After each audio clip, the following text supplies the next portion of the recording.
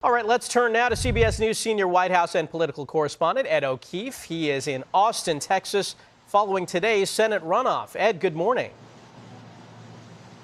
Michael, good to see you. You know, the lone person who may have mattered most here in the closing days of this Lone Star State contest is President Trump, who lives about 1,500 miles from here. But he got involved last week, as he has in a handful of key contests this spring, endorsing the state's Attorney General Ken Paxton in his primary against incumbent Senator John Cornyn, who has a history of getting elected statewide.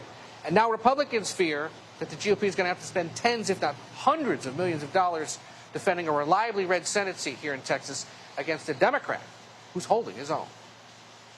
Today's Texas Senate runoff looks like a runaway for challenger Ken Paxton. I'm so honored to have President Trump's endorsement. President Trump called the state's four-term Senator John Cornyn very disloyal. Well, I don't know how much more with him I could be than 99.3% of the time. Despite Cornyn supporters outspending Paxton 17-1 in advertising, Cornyn likely can't overcome the president's endorsement. Ken Paxton, I think he'll win. But some Republican senators disagree. Paxton seems fairly flawed.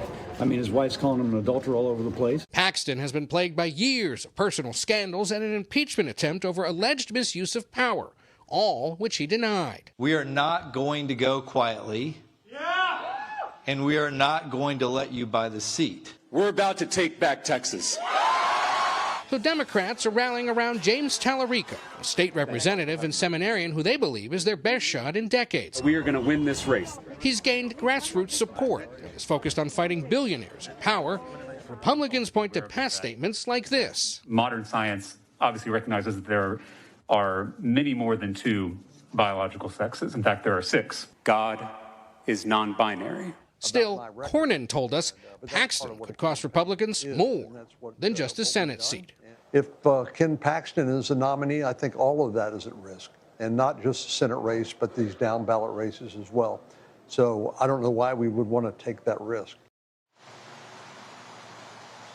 To the senator's point, polls show here that Democrat Tallarico is running slightly ahead or even with either Republican opponent. Good spot to be in May, Michael, but it's only May.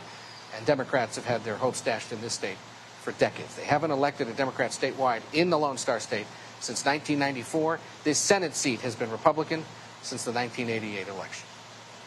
All right, Ed O'Keefe, thanks for joining us.